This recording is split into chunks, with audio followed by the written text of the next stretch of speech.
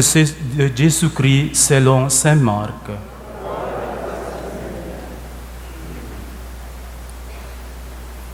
En ce temps-là, les pharisiens et quelques scribes venus de Jérusalem se réunissent auprès de Jésus et voient quelques-uns de ses disciples prendre le repas avec des mains impures, c'est-à-dire non lavées. Les pharisiens, en effet, comme tous les Juifs, se lavent toujours soigneusement les mains avant de manger, par attachement à la tradition des anciens. Et au retour du marché, ils ne mangent pas avant de s'être aspergés d'eau, et ils sont attachés encore par tradition à beaucoup d'autres pratiques, lavage de coupes, de carafes et de plats. Alors, les pharisiens et les scribes demandèrent à Jésus: pourquoi tes disciples ne suivent-ils pas la tradition des anciens? Ils prennent le repas avec des mains impures. Jésus leur répondit: Isaïe a bien prophétisé à votre sujet, hypocrite, ainsi qu'il est écrit: ce peuple m'honore des lèvres, mais son cœur est loin de moi. C'est en vain qu'ils me rendent un culte. Les doctrines qu'ils enseignent ne sont que des préceptes humains. Vous aussi, vous laissez de côté les commandements de Dieu pour vous attacher à la tradition des hommes. Appelant de nouveau la foule, il lui disait: écoutez-moi tous et comprenez bien, rien de ce qui est extérieur à l'homme et qui entre en lui ne peut le rendre impur, mais ce qui sort de l'homme, voilà ce qui rend l'homme impur. Il disait encore à ses disciples à l'écart de la foule: c'est dedans du cœur de l'homme qui sortent les pensées perverses, inconduite, folle, meurtre, adultère, cupidité, méchanceté, fraude, débauche, envie, diffamation, orgueil et démesure. Tout ce mal vient du dedans et rend l'homme impur. Mes frères et sœurs, acclamons la parole de Dieu.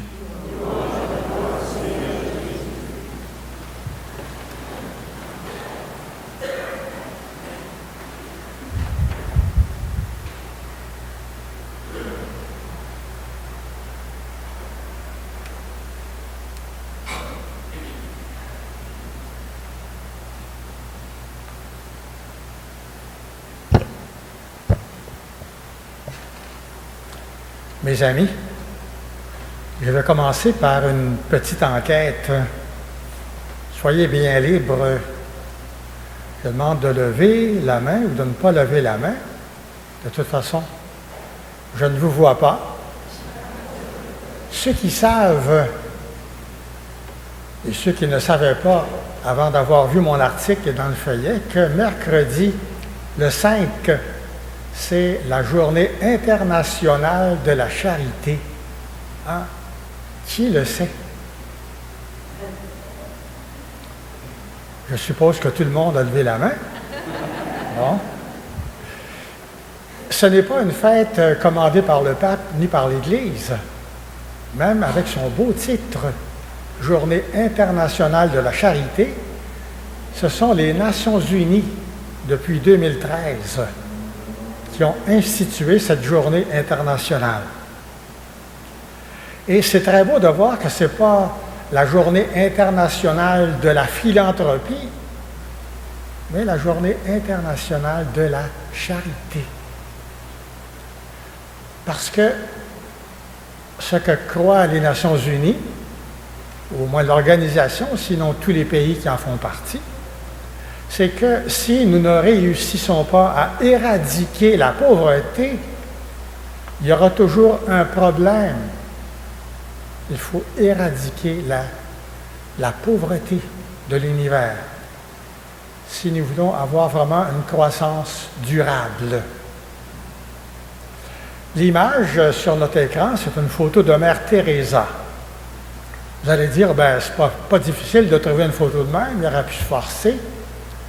Le problème, c'est que je n'avais pas votre photo.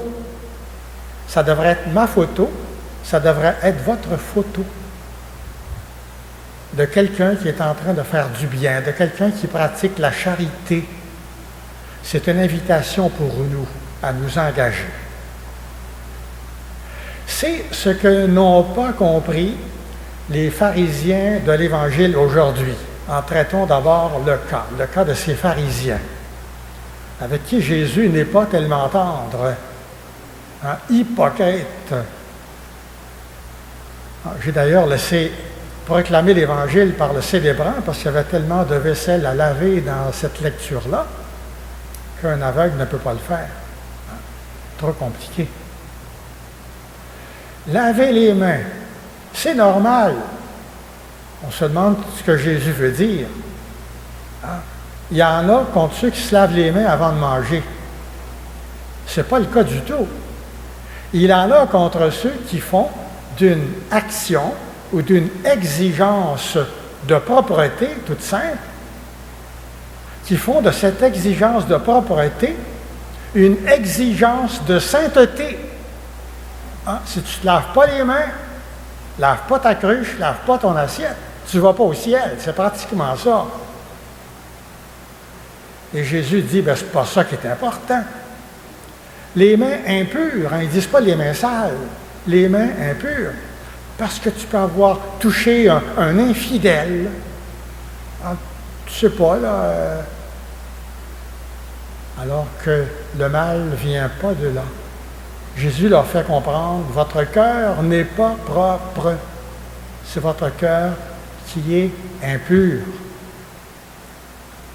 Et Jésus nous invite à ne pas avoir peur de nous salir les mains quand il s'agit de pratiquer la charité. Quand le pape François demande aux prêtres, demande aux pasteurs de bien faire leur travail, il dit, vous êtes les pasteurs. Il faut sentir le mouton si vous êtes des pasteurs. Autrement dit, être avec. Être avec.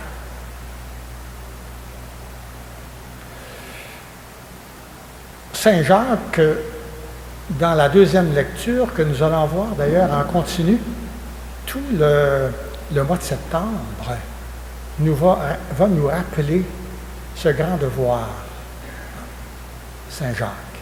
Et ça va bien avec Mère Teresa, ça va bien avec l'objectif des Nations Unies. Réalisez que nous avons entendu pendant 5 semaines parler de l'Eucharistie. Nous avons entendu parler du pain de vie. Ceux qui croyaient, ceux qui ne croyaient pas que Jésus est le pain de vie. Et tous les dimanches, nous entendons la parole. En l'Eucharistie, c'est ça que nous faisons. Nous entendons la parole et nous partageons Jésus, le pain de vie. Et Saint Jacques va nous rappeler que c'est beau. Quand il dit « ce sont les œuvres qui comptent », Jésus a dit dans le temps aussi, c'est pas ceux qui me disent « Seigneur, Seigneur », c'est pas ceux qui ont peur de salir les mains, mais c'est ceux qui mettent la parole en pratique, qui font la volonté de Dieu. Donc, Saint Jacques va nous rappeler que sans doute la plus belle manière de vivre notre Eucharistie, quand nous recevons Jésus, c'est d'aller le porter en faisant comme lui, en partageant notre vie. La parole, elle a beau être belle, il faut qu'elle soit bonne. Et nous possédons l'Eucharistie. Nous recevons Jésus dans notre vie comme notre soutien, notre force. Nous recevons sa parole. Mais la parole de Jésus, c'est la plus belle parole. Mais il faut qu'elle devienne la meilleure. c'est beau d'avoir une belle parole. Mais c'est mieux qu'elle fasse quelque chose que nous fassions quelque chose avec. Passer de la parole à l'action, de la parole aux actes. Dans le temps, j'avais mon oncle Émile, qui avait un commerce de pétrole à Drummondville. Dans le temps, tout le monde le connaissait sous le nom de Émile au gaz. Il a décidé, en prenant sa retraite, de s'acheter une belle Cadillac. Il avait rêvé de ça toute sa vie, avoir une belle Cadillac. On a su qu'il avait acheté une Cadillac. On ne le voyait plus. On téléphone à ma tante, à un moment donné, on était loin de là, nous. Comment ça se fait, on ne voit plus? Ah, bien, depuis qu'on a acheté une Cadillac, on ne sort plus. Ce sont les voisins, les amis qui viennent admirer la Cadillac dans le garage. Il n'avait pas gros dans ce temps-là. On ne sort plus. Nous avons comme parole de Dieu la meilleure des Cadillacs. Il faut sortir avec. Hein? Il faut sortir. C'est ce à quoi Saint Jean nous invite.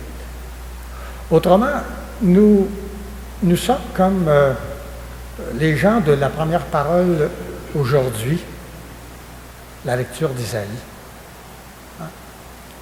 Quel est ce peuple sage et intelligent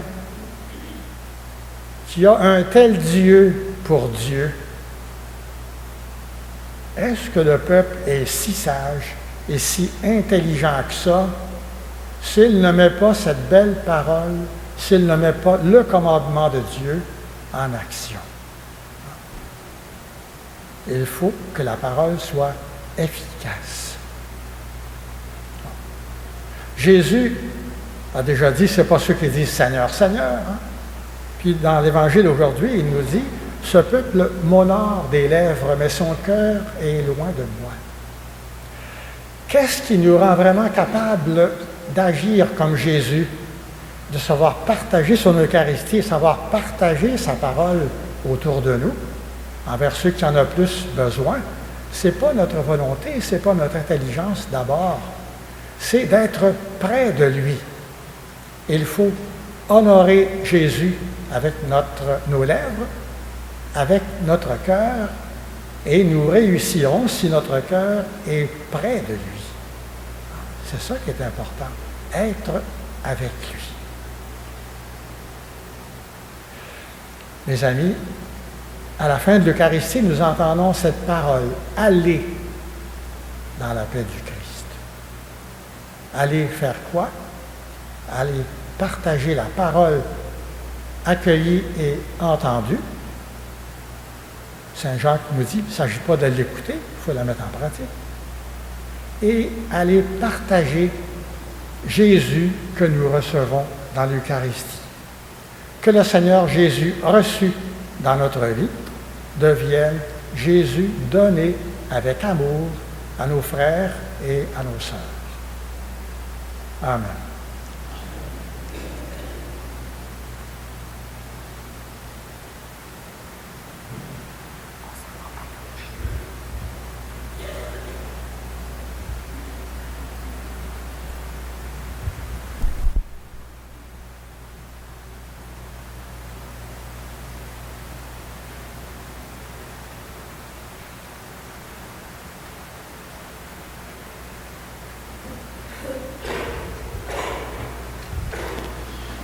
Levons-nous, proclamons la foi qui nous fait membres du peuple de Dieu. Je crois en Dieu le Père Tout-Puissant, Créateur du ciel et de la terre, et en Jésus-Christ, son Fils unique, notre Seigneur, qui a été